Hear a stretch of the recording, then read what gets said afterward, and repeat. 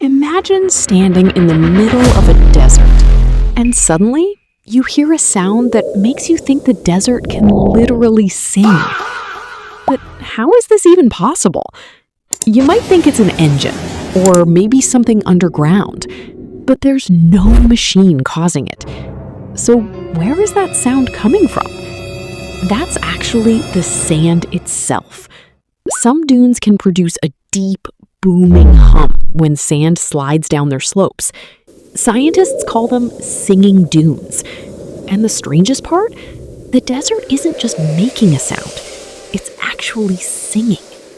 Would you ever believe that sound was coming from sand?